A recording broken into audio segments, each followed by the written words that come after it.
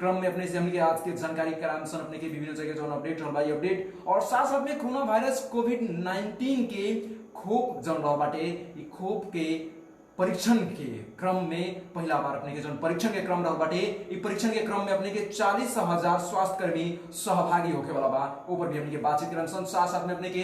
विशेष करके corona virus से संबंधित अपने के पर्सा जिला के का अवस्था रहल बा और कौन जिला में कितना व्यक्ति संक्रमित रहल बा और साथ साथ में अपने के कितना व्यक्ति लोग अपने के संक्रमित लोग के संख्या रहल बा ऊपर भी विशेष अपने के बातचीत करन सन अपने के जानकारी संपूर्ण जगह के जो रहल बा जानकारी अपने के बीच में लेके हम सन पूरा अपने के लिस्ट वाइज अपने के जो रहल बाटे कौन कौन जिला में कितना व्यक्ति संक्रमित रहल बाटे अपने के बीच में जानकारी लेके हम सन आज के कार्यक्रम में विशेष अपने के जानकारी हमने कराम सन और अभी के जो अपडेट रहल बाटे अपडेट के हमने के शुरुआत करन सन अपने के विशेष नेपाल में संक्रमित के संख्या से शुरुआत करन सन अभी नेपाल में जो संक्रमित संख्या सब रहल बाटे ऊपर हमने के बातचीत करन सन थप 3 जना में कोरोना वायरस के पुष्टि भइल बाटे संक्रमित के संख्या 457 पहुंचल बा थप 3 जना में कोरोना वायरस के पुष्टि और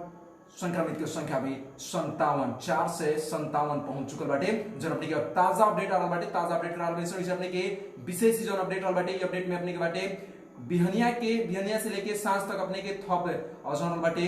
सुबह के जो अपडेट बाटे वो अपडेट से लेके अभी के अपडेट अगर बात की जाए तो थप 3 जना में संक्रमित व्यक्ति के संख्या देखल गइल बाटे जो स्वास्थ्य तथा जनसंख्या मंत्रालय के सह प्रवक्ता समीर कुमार अधिकारी अनुसार अपने के संक्रमित के संख्या 457 पहुंचल बा साँझ में भइल अपने के साँझ के अपने के जनरल बाटे भेरी अस्पताल के वैसे अपने नेपालगंज और प्रादेशिक जन स्वास्थ्य प्रयोगशाला में वैसे रूपन्देही में कल गए परीक्षण के नया 3 जना कोरोना पुष्टि भइल बाटे जो हमने के जानकारी प्राप्त होल बाटे कोरोना पुष्टि में होके में अपने के बांके अपने के नवलपरासी 3 वैसे अपने के 32 वर्षीय पुरुष रहल बानी वैसे अपने के खजुरा 3 के 42 वर्षीय महिला रहल बानी वैसे कपिल वस्तु के अपने के कपिल वस्तु सुधोन के गाउँपालिका 19 के वर्षीय अपने के पुरुष रहल बानी यी 3 जना व्यक्ति में कोरोना वायरस के विशेष पुष्टि भइल बाटे और 3 जना और भी संक्रमित के व्यक्ति जो थपल गइल बा जानकारी में प्राप्त होल बाटे वैसे अपने के उ लोग के साथ साथ में स्वास्थ्य अवस्था जो बाटे अभी के स्वास्थ्य अवस्था उ लोग के सामान्य रहल बा और एकरा से पहले अपने के बिहीबार बाहेक अपने के बिहीबार ही अपने के जो रहल बाटे 17 और अपने के दिन में 9 जना करके 27 जना कोरोना संक्रमित के पुष्टि भइल बाटे और अभी के जो ये अपडेट रहल बा ये अपडेट में पुष्टि भइल संख्या 457 पहुंचल बा जो अपने के ताजा अपडेट से हमने शुरुआत करी और ताजा अपडेट करनी अपने के विभिन्न जगह जो अपडेट लगा और ये अपडेट के साथ साथ में अपने के विशेष हमने के बात करन प्रदेश 2 के संसद के अपने के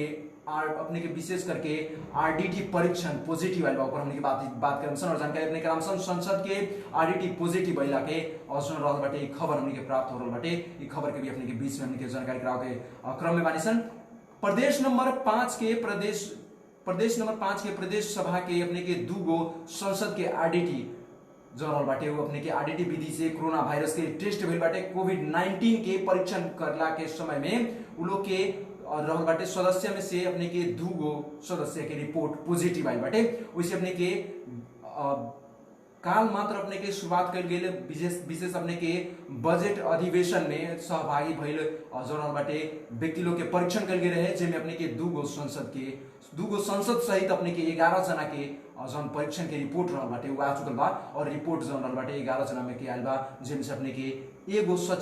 के एगो सचिवालय कर्मचारी रहल बानी तो अन्य अपने के 8 जना संसद के अपने के सक्रिय सचिवालय के अपने के तथा अपने के सुरक्षा गार्ड सब रहल बा लोग जो हमने के जानकारी प्राप्त होल बाटे वैसे अपने के प्रदेश सभा के पीसीआर टेस्ट जो रहल बाटे टेस्ट करे के किट अभाव भइला के कारण से अपने के आरडीटी परीक्षण भइल बाटे और 80 संसद के अपने के सुरक्षा कर्मी और स्वास्थ्य कर्मी के अपने के सचिवालय के जो बाटे परीक्षण करे के और भी जानकारी मिल रहा बाटे साथ साथ में अपने के पत्रकार महासंघ के अपने के रूपन्देही के अध्यक्षता में अपने के अध्यक्ष अपने के यनेन्द्र जीसी के अपने के भी अनुसार अपने के 40 जना पत्रकार के भी आरडीटी परीक्षण कइल गइल बा वैसे अपने के रिपोर्ट जो रहल बाटे अभी निगेटिव आइल बा वैसे अपने के संसद लोग के क्वारंटाइन में रखे के अपने के प्रबंध अपने के विशेष मिलावल जा रहल बा वैसे अपने के विशेष जो रहल बाटे पीसीआर परीक्षण अपने के स्वाब संकलन भी कइल गइल बाटे वो भी अपने के जानकारी प्राप्त होल बाटे विशेष अपने के 5 के जौन बाटे बजट अधिवेशन के बिहान अपने के होखे वाला बजट अधिवेशन के एक बजट के अधिवेशन के समय में ही जौन बाटे ई विशेष जानकारी हमने के प्राप्त होल कटे। जौन जानकारी अपने के विशेष हमने के जोड़ल मेंशन विभिन्न अपने के खबर सब रहल बाटे ताजा अपडेट अपने के बीच हमने के जोड़ल मेंशन अभी के जोड़नी हमने के प्रदेश के अपने के दूगो संसद में अपने के आरडीटी रिपोर्ट जौन बा पॉजिटिव आइल बाटे। ई दूगो संसद में पहला बार जौन बाटे कि नेता लोग में भी अब कोरोना वायरस छोड़ले नहीं। अब नेपाल के रहल बाटे पत्रकार में, स्वास्थ्य कर्मी में, सुरक्षा कर्मी में और अब राजनीतिक में भी कोरोना घुस चुकल बाटे और राजनीतिक में भी कोरोना के असर अब देखल जा सकता। और राजनीतिक में अभी दूगो राजनीतिज्ञ के अगर कहल जाए कि अपने के दूगो राजनीतिज्ञ के कोरोना वायरस भइला के बाद में अभी के अवस्था कैसन हो रहल बाटे, ये अवस्था भी अभी रहल बाटे विभिन्न विज्ञ लोग के जो रहल बाटे अनुमान आ रहल बाटे कि अब अवस्था और जटिल होके वाला नजर आ रहल बाटे कह के भी विभिन्न विज्ञ लोग के अभी के अनुमान आ रहल बा। अभी के अवस्था में विशेष रहल बाटे जौन जानकारी सब करा रहल बानी जौन विशेष कोरोना वायरस के जितना सीरियस लेवे के उतना सीरियस ना लेके और एकरा सामान्य रूप से एकरा के मानल जात रहल। सामान्य रूप से एकरा के अपने के एकरा के जौन कहल जाए कि सामान्य रूप से मान के और एकरा के बहुत आदमी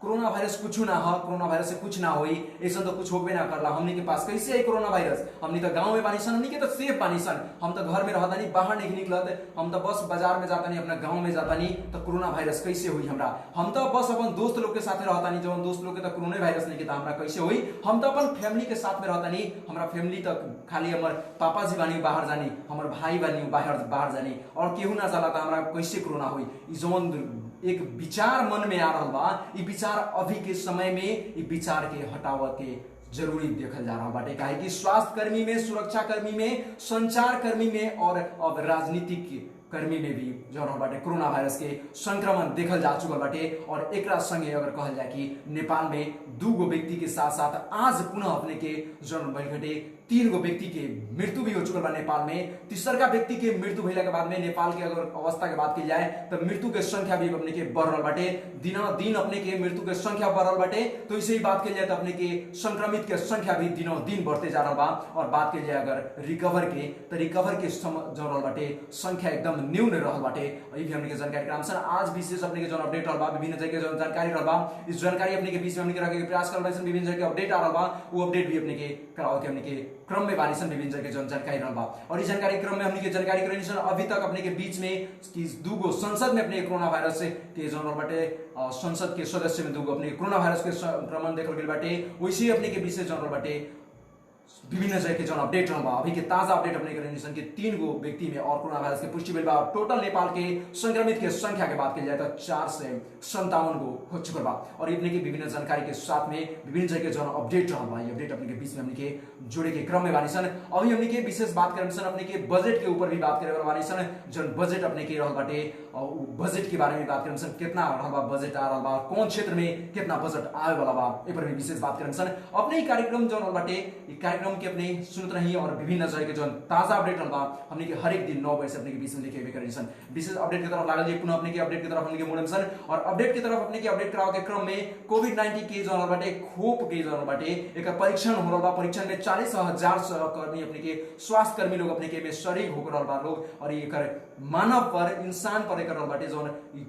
कोरोना वायरस के खोप के जो परीक्षण होके के शुरू हो रहा बा। इनमें अपने के 40,000 विभिन्न देश के 40,000 स्वास्थ्य कर्मी लोग सहभागी होके खातिर पहुंच रहा लोग। ये भी हमने जानकारी प्राप्त हो रहा बाटे। जो अपने के विशेष जानकारी अपने के करामसन विशेष खबर बाटे अपने के जो बेलायत के कार्यरत अपने के स्वास्थ्य कर्मी सब में अपने के विशेष करके अपने के ऑक्सफोर्ड अपने के विश्वविद्यालय के नेतृत्व में हो रहा अपने के कोविड-19 विरुद्ध के अपने के विशेष अपने के जो बाटे कोविड-19 विरुद्ध के अपने के मेलिया खोप के परीक्षण होके जा रहा बा। जो खोप के परीक्षण में अपने के बिही बार आयोजना होके वाला अपने के खोप के जो परीक्षण लखटे एमे एकरा अनुसार अपने के शुरू होके के जो खोप के परीक्षण बा। एमे अपने के विभिन्न अपने के कंट्री से, यूरोप से, अफ्रीका से, एशिया से लगायत अपने के अमेरिका से 40,000 स्वास्थ्य कर्मी लोग सहभागी हो रहा लोग जो हमने जानकारी प्राप्त हो रहा बाटे। उक्त परीक्षण में अपने के मूलतः अपने के विशेष करके मलेरिया विरुद्ध के खोप जो रहा बाटे ओकरा के कोरोना वायरस के जो कोरोना वायरस वैसे अपने के हाइड्रोक्सोनिक क्लोराइड कह के हाइड्रोसोनिक क्लोराइड कोविड-19 विरुद्ध के अपने के उपयोग करे के विशेष शुरुआत होकर रहल बाटे। और एक में जनरल बाटे विशेष अपने के जनरल बाटे केंद्रित होते हुए कोरोना वायरस के कोविड-19 के अपने के जनरल बाटे खोप पर विशेष अपने के जन होके जा रहल बाटे। अपने के एक साथ 40,000 स्वास्थ्य कर्मी लोग सही हो रहल बा लोग मानव पर जन कोरोना वायरस के जन बाटे औषधि के टेस्ट हो रहल बाटे, शुरुआत हो रहल बा, परीक्षण शुरुआत हो रहल बाटे। ओमे ये अपने के विशेष करके अमेरिका के राष्ट्रपति अपने के डोनाल्ड ट्रंप के जनरल बाटे अधिवेशन में अपने के हाइड्रोक्लोरिक अपने क्वाइन वैसे अपने के कोविड-19 के विरुद्ध में जौन अपने के प्रयोग रहल बाटे, ई प्रयोग के सफलता भी होके वहां के कामना कइले बानी। और अभी के जौन बाटे खोप के परीक्षण जौन बाटे बेलायत में अपने के बेलायत के विश्वविद्यालय ऑक्सफोर्ड के नेतृत्व में होके जा रहल बा। ई अपने जानकारी करा रहल बानी। वैसे हमनी के विभिन्न जगह जौन जानकारी में रहल बा, जानकारी अपने के बीच में लेके आ रहल बानी और विभिन्न जगह जौन अपडेट रहल बा, अपडेट करा रहल बानी। साथ साथ में अपने जानकारी के लिए अभी तक के जानकारी कि दुगो संसद में भी कोरोना वायरस के संक्रमित देखल गेल बाटे। साथ साथ में अगर बात की जाए तो कोरोना वायरस के जौन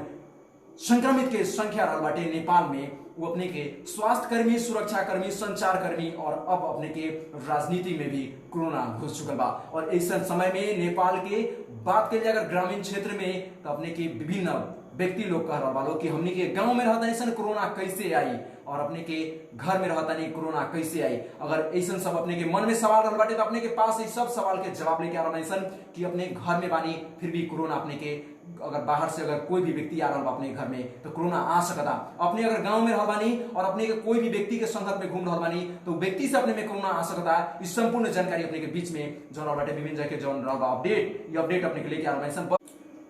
विभिन्न जगह अपडेट हमने कराओ के क्रम में बानी सन। अपडेट कराओ के क्रम में अपने के जानकारी अभी तक के हमने जौन जानकारी रखा जोड़िया सन ब्रिगेड्स के अपडेट की बात करें सन ब्रिगेड्स का अपडेट रहल बाटे। साथ साथ में समसामयिक जौन अपडेट आ रहल बाटे जानकारी आ रहल अपने के बीच में नहीं कराम सन। वैसे अपने के विशेष अगर बात करी सन हमने के अभी के जानकारी अगर विशेष कराई सन अपने के कि समग्र में अपने के ब्रिगेड्स के जौन बाटे न्यूज सब के आज के अपने के जौन हेडलाइन सब रहल बा ऊपर भी हमने के ध्यान देन सन। आज के विशेष कौन घटना अपने के घटल बाटे प्रदेश नंबर 2 में और कौन घटना अपने के विशेष करके जौन बाटे पर्सा जिला में घटल बाटे पर भी हमने के विशेष जानकारी अपने कराम सन बुलेटिन में। और विशेष की जानकारी अपने के हर एक दिन अपने के सुबह में 7:20 में और रात के 9 बजे से अपने के बीच में अपने के लेके आने से प्रत्यक्ष प्रसारण और ये प्रत्यक्ष प्रसारण से अपने के बीच में जौन बाटे समग्र अपने के दिन भर के जौन अपडेट रहल बाटे चारों ओर के अपडेट अपने के एक साथ अपने के brigansanjal.com पर अपने पा सकत नहीं। हमने के साथ में और हमने के आरके राज जी वहां के और सैड इमोजी डले बानी, अजय शाह जी गुड लिख रहल बानी, हमने के साथ में लक्ष्मण कर्ण सर भी हमने के बानी वहां के भी देख रहल बानी, वहां के भी हमने के साथ में जुड़ल नहीं वहां के भी नमस्ते रहल बाटे सर अपने के। वैसे हमने के विभिन्न व्यक्ति लोग हमने के साथ में जुड़ल बा लोग और वैसे हमने के साथ में अरुण श्रीवास्तव जी वैसे अपने के लक्ष्मण कर्ण सर भी वहां के देख रहल बानी और सबको के हमरा नमस्ते रहल बाटे। और साथ साथ में विभिन्न जगह जन अपडेट रहल बाटे ये अपडेट अपने बीच में हर एक दिन रात के 9 बजे से अपने के लेके आने सन अपडेट लेके आने सन। ये अपडेट में अपने के विशेष हमने के एक प्रयास रहला हमने के भोजपुरी भाषा रहल बाटे ओकरा पर हमने के केंद्रित रह के और हमने के भोजपुरी भाषा के सपोर्ट करते हुए नेपाली न्यूज के भी अपने के भोजपुरी में हमने के संप्रेषण करके प्रयास रहला विशेष अपडेट कराओ हमने के प्रयास करनी सन। और ये अपडेट अपने कैसा लगला अपने कमेंट भी कर सकता है। विशेष हमने के अपडेट की तरफ लागल सन जौन अपने के एक के दिन अपने के 26 जना में कोरोना वायरस के संक्रमित थपल गेल खटे आज और 3 जना के और थपल गेल ख जोन लेके अपने के अभी तक 29 जना कोरोना वायरस से संक्रमित व्यक्ति के थप हो चुकल बाटे अपने के बात के लिए नेपाल में। वैसे अपने के संपूर्ण में अगर नेपाल में बात के लिए तो अभी तक ले 457 व्यक्ति कोरोना वायरस से संक्रमित हो चुकल बाटे। नेपाल में अगर बात के लिए अपने के तो कोरोना संक्रमित के कुल संख्या जौन बाटे उ 457 को पहुंचल बाटे जना मध्य में से अपने के 383 जना अपने के पुरुष रहल बा लोग तो अपने के 70 जना अभी महिला रहल बा लोग जौन अपने के कुछ देर पहले के जौन अपडेट रहल था अपडेट अनुसार अपने के 383 जना पुरुष और 70 जना महिला रहल बा लोग जौन हमने की जानकारी में रहल बाटे। और इ लोग में से अपने के मध्य में से जौन बाटे विशेष अपने के स्वास्थ्य तथा जनसंख्या मंत्रालय के जौन बाटे बिहीबार अर्थात आज के जौन अपने के विशेष अपने के टेकू अस्पताल में अपने के जौन परीक्षण सबल घटे वो में अपने के 8 जना पुरुष के और विशेष करके अगर 1 जना महिला के करके 9 जना के पॉजिटिव रिपोर्ट भी आयल घटे जौन अपने के सार्वजनिक के नियसन हमने के और हमने के पेज से भी के पब्लिश के नियसन साथ साथ में अपने के विशेष जो रहल बाटे जानकारी के अनुसार 9 जना में थप देकर गेल घटे। साथ साथ में मंत्रालय के प्रवक्ता डॉक्टर विकास देवकोटा अनुसार अपने के 17 वर्ष से लेके 55 वर्ष तक के व्यक्ति लोग आज कोरोना वायरस के संक्रमित भइल बा लोग। और ओकरा साथ साथ में अपने के विशेष जानकारी के अनुसार जो अपने की जानकारी में विशेष एमे आज जो दिन में भर लोग संक्रमित व्यक्ति लोग उनमें से अपने के झापा के धनकुटा के सुनसरी के करके 17 जना अपने के कोरोना संक्रमित विशेष अपने के थपरे लिखा जो जानकारी अपने के साथ साथ अपने के एकरा संगे अपने के 26 जना संक्रमित अपने के विशेष एक दिन ही अपने के 26 जना फेला पड़ल खटे और 3 जना और लेके 29 जना संक्रमित विशेष फेला पड़ल ख ओकरा साथ साथ में अपने विभिन्न जगह जो अपडेट रहल बाटे नेपाल में कुल अपने के 38 और जो 38 को जिला रहल बाटे उमें 38 को जिला में कोरोना वायरस के जो संक्रमण देखल जा चुकल बा अभी तक 38 को जिला में कोरोना वायरस के संक्रमण देखल गेल बाटे जिनमें से बात के लिए अपने के अभी तक के जानकारी कराइसन अपने के जना में प्रदेश नंबर 1 की अगर बात करी जाए प्रदेश नंबर 1 की अगर बात करी अपने के तो 44 अपने के जना वैसे प्रदेश नंबर 2 की अगर बात करी जाए तो वहां पे 136 जना बागमती प्रदेश की अगर बात की जाए अपने के तो विशेष 26 जना वैसे अपने गंडकी प्रदेश की बात की जाए तो 4 जना और अपने के वैसे अपने के विशेष बात करें अपने के प्रदेश नंबर 5 में 1 जना वैसे अपने के 196 जना और विशेष कर्णाली प्रदेश में बात की जाए तो अपने के 1 जना वैसे अपने के सुदूर पश्चिम प्रदेश की बात की जाए तो अपने के 5 जना संक्रमित रहल लोग जो संक्रमित के संख्या रहल बा और विभिन्न जगह के अपडेट करावे के क्रम में हमने के बातचीत करन सन अभी के विभिन्न जगह के जो अपडेट रहल बा अपडेट की बात करन सन एकरा साथ साथ में अपने के नेपाल के समग्र में बात करन सन कि नेपाल की अवस्था अपने के अभी कोरोना वायरस के जो रहल बाटे का रहल बा नेपाल की अवस्था साथ साथ में हमने के प्रदेश की अवस्था का रहल बा कौन प्रदेश में कितना व्यक्ति संक्रमित रहल बा लोग ए पर भी विशेष हमने के बातचीत करन सन और बातचीत के शुरुआत करन सन अपने के थप 9 जना में कोरोना संक्रमित जन भइल बाटे वो से शुरुआत करन सन थप 9 जना में कोरोना संक्रमित के पुष्टि भइल प्रदेश नंबर 1 की अगर बात की जाए तो प्रयोगशाला में रूपंदेही के भेरी प्रयोगशाला में अपने के जन बाटे परीक्षण में थप 9 जना के कोरोना वायरस के पुष्टि भइल खटे ओकरा साथ साथ में अपने के बात की जाए तो अपने के स्वास्थ्य तथा जनसंख्या मंत्रालय के जानकारी करेला खटे और एकरा संगे संगे अपने के मंत्रालय के अनुसार अपने के विशेष करके अपने के कचना नगर के गांव पालिका वैसे अपने के लक्ष्मीपुर के विशेष अपने के लक्ष्मीपुर के विशेष रहल बाटे जो अपने के लक्ष्मी प्रसाद देवकोटा के अपने के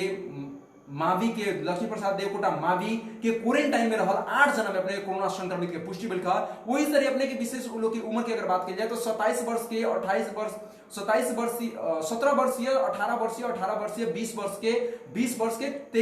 के 42 वर्ष के 55 वर्ष के और विशेष अपने के रहल वाला लोग जो पुरुष के संख्या रहल बाटे तो वैसे अगर बात की जाए रूपंदेही में अपने के 27 वर्षीय अपने के पुरुष के भी संक्रमित देखल गेल बाटे जौन अपने के जानकारी करा रहल में विशेष अपडेट करा रहल में वैसे अपने के संक्रमित के जौन संख्या रहल खटे एकरा संगे अपने के स्वास्थ्य जनसंख्या मंत्रालय के विशेष अपडेट अनुसार संक्रमित के संख्या अभी के जौन बा वो 457 गो पहुंचल बाटे 457 पहुंच चुकल बा जेमे अपने के विशेष हमनी के जानकारी अनुसार अभी तक के 457 गो में अपने के विशेष जौन बाटे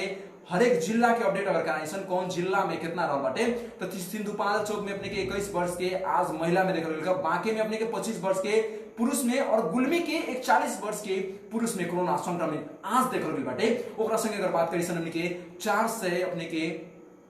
4 से 1 जना के अपने के उपचार जौन बाटे अभी हो रहल बाटे मंत्रालय के अनुसार अपने के जो जानकारी के वैसे अपने के 38 जना अपने के रहल बाटे 38 गो जिला में कोरोना वायरस के आज के जो अपडेट रहल बाटे 38 गो जिला में कोरोना वायरस के पुष्टि हो चुकल बा 38 गो जिला के विशेष अपने के जानकारी करावल भन्छ 38 गो जिला के अवस्था के बारे में और अपने की अभी के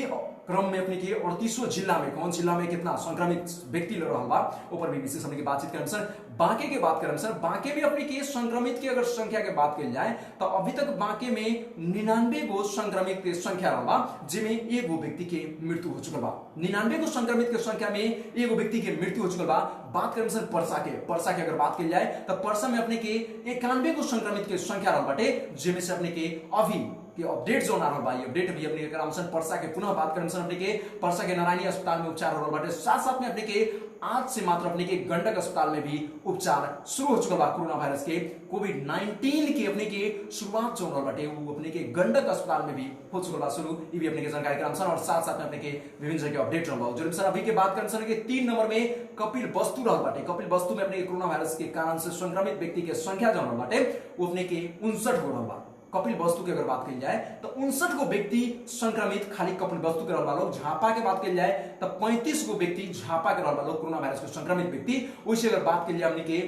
झापा के बाद में अगर बात की जाए उदयपुर के तो 33 गो व्यक्ति उदयपुर के संक्रमित रहल लोग रूपंदेही की बात की जाए तो 29 गो व्यक्ति रूपंदेही के संक्रमित रहल लोग रौतहट के 22 गो व्यक्ति संक्रमित रहल लोग काठमांडू में मात्र 12 गो व्यक्ति संक्रमित रहल बाटे धनकुटा के बात की जाए 7 गो व्यक्ति संक्रमित रहल बाटे उसी अपने के विशेष जानकारी के अनुसार अपने के धनकुटा में 7 गो, धनुषा में 8 गो व्यक्ति संक्रमित रहल बाटे, कैलाली में 4 गो व्यक्ति संक्रमित रहल बाटे। 12 जिला के अगर बात करी जाए तो 12 जिला में 4 गो व्यक्ति संक्रमित रहल बाटे। वैसे अपने के विशेष अपने के बात करें अगर बांगलुरु के बात करें तो 2 गो व्यक्ति में संक्रमण देखल गेल बा। वैसे अपने के चितवन के अगर बात करी जाए तो चितवन में 3 गो व्यक्ति में संक्रमण देखल गेल बाटे। वैसे अपने के महोत्तरी के बात करी जाए तो 3 गो व्यक्ति में संक्रमण देखल गेल बा। वैसे अपने के बात करी अगर भक्तपुर के तो भक्तपुर में भी अपने के 3 जना संक्रमित व्यक्ति के देखल गेल बाटे। वैसे अपने के विशेष बर्दिया के बात करी जाए तो वहां पे 2 जना संक्रमित व्यक्ति रहल बाटे। वैसे अपने के नवलपरासी की अगर बात करी जाए तो अपने वहां पे जो रहल बाटे अभी परीक्षण के क्रम में रहल बाटे और 3 गो व्यक्ति संक्रमित भी वहां पे हो चुकल बाटे। विशेष हमने के जानकारी मिलल बाटे और परीक्षण के क्रम में और साथ साथ में 3 गो व्यक्ति के संक्रमित भी पुष्टि हो चुकल बा। वैसे अपने के कंचनपुर में 1 जना व्यक्ति के संक्रमित पुष्टि भइल बाटे, भोजपुर में 1 जना के, वैसे अपने के सप्तरी में 1 जना के, नवलपरासी पूर्वी में अपने के 1 जना, नवलपरासी पश्चिमी में 3 जना के अपने के पश्चिम में, नवलपरासी पश्चिम में 3 जना, नवलपरासी पूर्वी में अपने के पूर्व में 1 जना संक्रमित रहल बा। विशेष धारदिंग के बात करी जाए तो 2 गो व्यक्ति संक्रमित रहल बानी। अपने के विशेष अगर मकवानपुर की बात करी जाए तो 2 गो व्यक्ति संक्रमित मकवानपुर के रहल बानी। वैसे अगर सिरहा के बात करी जाए तो 1 गो व्यक्ति संक्रमित रहल बानी। दान के 4 गो व्यक्ति संक्रमित रहल बानी। काभरे प्लान चौक की अगर बात करी जाए तो 1 गो व्यक्ति संक्रमित रहल बानी। सिंधुपाल चौक की अगर बात करी जाए तो अपने के 1 गो व्यक्ति के मृत्यु हो चुकल बाटे। अपने के सिंधुपाल चौक की अगर बात करी जाए तो 1 गो व्यक्ति के संक्रमित और मृत्यु भी भइल जानकारी हमने के प्राप्त भइल रहल बाटे। 1 गो व्यक्ति सिंधुपाल चौक के भी मृत्यु भइल बाटे। वैसे सरलाही के बात करी जाए, सरलाही में 5 गो व्यक्ति अपने के संक्रमित रहल बानी। मोरंग के बात करी जाए 4 गो व्यक्ति संक्रमित रहल बानी मोरंग में। वैसे अपने के गुल्मी के बात करें सर 1 जना के मृत्यु गुल्मी में भी हो चुकल बा। अगर मृत्यु की बात करी जाए तो नेपाल में 3 जना व्यक्ति के मृत्यु हो चुकल बा और दिनों दिन मृत्यु के संख्या जितना बढ़ते जा रहा बा, दिनों दिन स्वास्थ्य कर्मी, सुरक्षा कर्मी, साथ साथ में संचार कर्मी में कोरोना वायरस देखा पड़ चुकल बा। और आज अपने के जो अपडेट आ रहा बा, ये अपडेट में अपने के विशेष बात करी जाए तो राजनीतिक कर्मी के भी कोरोना वायरस नहीं के छोड़ले, राजनीतिक कर्मी भी कोरोना वायरस से नहीं के बचल। अभी के जो अपडेट आ रहा बा और ये अपडेट अनुसार अपने के बात करी जाए तो नेपाल में 3 जना के मृत्यु भी हो रहा बा। जो तीव्र रूप से बढ़ रहा बा कोरोना वायरस के संक्रमण, वो तीव्र रूप से वृद्धि हो रहा बा। एकरा के नियंत्रण करे खातिर जो बाटे किट के जो माध्यम से हो रहा बा और साथ साथ में स्वैब के माध्यम से टेस्टिंग सब हो रहा बा। एक दायरा के और भी बढ़ावे के पड़ल। इस चीज के विभिन्न विज्ञ लोग के जो आ रहा बाटे और विभिन्न विज्ञ लोग से इनके जानकारी भी मिल रहा बा। विशेष अपने के बात करते हैं मोरंग के बाद में गुल्मी के बात के लिए, गुल्मी में 1 मृत्यु हो चुका बा। तो इसे अपने के सुनसरी के बात करें, सुनसरी में अपने के 3 जना के संक्रमित देखल गेल बा। वैसे अपने के विशेष बात के लिए दैलेख में 1 जना संक्रमित रहल बानी, ललितपुर में 1 जना अपने के संक्रमित रहल बानी। तो विशेष करके अपने के बात के लिए अगर तो लामजुंग में 1 जना कोरोना वायरस के कारण से संक्रमित व्यक्ति रहल बानी। विशेष बात के लिए अपने के सिंधुली तो 1 जना कोरोना वायरस के कारण से संक्रमित व्यक्ति रहल बानी। रामेछाप के बात की जाए तो 1 जना व्यक्ति संक्रमित रहल बानी। जम्मा अगर बात की जाए तो अपने के सुबह तक के जो अपडेट रखा हुआ अपडेट अनुसार अपने के जो स्वास्थ्य तथा जनसंख्या मंत्रालय के जमा बेरा अपने के विशेष करके प्रेस मीट होगा अर्थात अपने के पत्रकार सम्मेलन होला, उस समय तक अपने के कोरोना वायरस के संक्रमित के संख्या 493 रखन। लेकिन अभी के ताजा अपडेट अनुसार कोरोना वायरस के जो संक्रमित के संख्या रहल पुनः अपने के 1 जना और 3 जना करके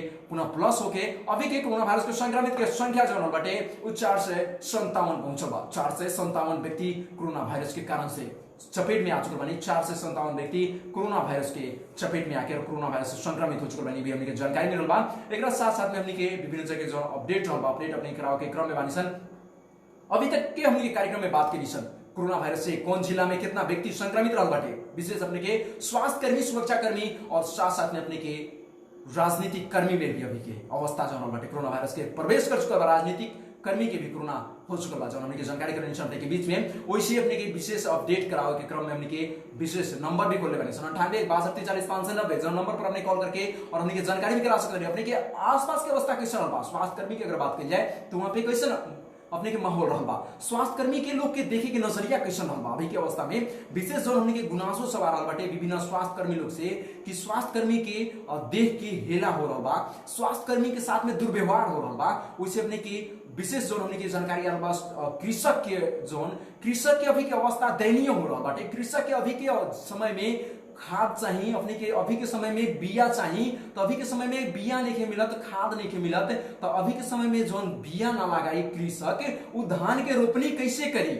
और धान के रोपनी नहीं करत आज के दिन में तो बिहान के दिन में वो कैसे धान काट के और खाई और कैसे वो अपन जिंदगी चलाई, ये भी अपने के बहुत बड़ा विडम्बना के प्रश्न रहल बाटे जौन अपने के विभिन्न जगह से हमनी के गुनासो सब आ रहल बाटे, विभिन्न जगह से जानकारी सब आ रहल बा, अपने के बीच में रहल बानी सन। और साथ साथ में अपने के जगह के अपने के आसपास के अवस्था कैसे रहल बाटे वो भी अपने के जानकारी करा सकते हैं। 98 162 43 590 नंबर के माध्यम से विशेष नंबर भी अपने के हमने खुला कर चुकल बानी सन। और इन नंबर के माध्यम से और साथ साथ में अपने के फेसबुक के माध्यम से भी हमने के जो श्रोता सुन रहल बानी वो हमने के साथ में कमेंट करके भी अपन जगह के गुनासो हमने के साथ में रख सकते हैं। और साथ साथ में जे भी व्यक्ति हमने के साथ में ऑनलाइन के माध्यम से भी हमने के सुन रहल बानी वो भी 98 162 43 590 के माध्यम से हमने के साथ में जुड़ सके बानी और विशेष जानकारी अपने कराएंगे अभी तक के विभिन्न जगह जानकारी जो और हमने के विशेष अपडेट करावे के क्रम में अपने के बीच में हमने के विभिन्न जगह के जो अपडेट रहल बाटे वैसे अपने के विभिन्न जगह के जो अपडेट आ रहल बा अपडेट करा रहल बा। साथ साथ में अपने के अभी के सारांश में हमने के जो रहल बाटे अभी के आज दिन भर के अगर गतिविधि के हमने के सारांश में अगर जानकारी कराई सन अपने के तो विशेष अपने के जानकारी कराम सन आज दिन भर के गतिविधि के अपने के स्थानीय प्रशासन के अपने के अवरोध कैला के कारण से आज के जो रहल बाटे रेडियो अपने के रेडियो संचालक लोग के अपने के विशेष करके एक बैठक बैठ के और आज के रेडियो संचालक लोग जितना भी रहल लोग पर्सा जिला में अपने के बिरगज के और जितना भी रेडियो संचालक लोग रहल लोग वो लोग भेला होके और विशेष करके जनरल बाटे रेडियो के साँचो अर्थात चाबी अपने के प्रजीय के बुझावे के भी वो लोग जानकारी करे लोग जौना पर प्रजीय भी अमल करते हुए तुरंत अपने के इस समस्या के समाधान के ऊपर लगनी और समस्या के समाधान करे खातिर अपने के वो भी जो प्रशासन निकाय द्वारा अपने के रोक होते रखटे और जो अवरुद्ध होते आवत रख विभिन्न समय में जो प्रशासन निकाय के अवरुद्ध रख वो अवरुद्ध के ना करे के विशेष अपने के सूचना भी अति शीघ्र वहां के सूचना जारी करनी और सूचना जारी करके भी वहां के जानकारी करनी कि कोई भी रोक टोक ना करे के विशेष करके जनरल बाटे संचार कर्मी के ये जानकारी अपने के बीच में रखनी वैसे अपने के बिरगज में अपने के युवा लोग के अपने के 200 परिवार के अपने के विशेष करके ईद के सामग्री देले वालों बिरगज में अपने के ईद के सामग्री भी अपने विशेष देले वालों जो अपने के चर्चा के विषय अभी बढ़ल बाटे कुछ युवा के समूह मिलके ईद के सामग्री के जो बाटे अभी उपलब्ध करावे खातिर जो आगे बढ़ल बा लोग और ये अपने कुछ मात्र युवा लोग के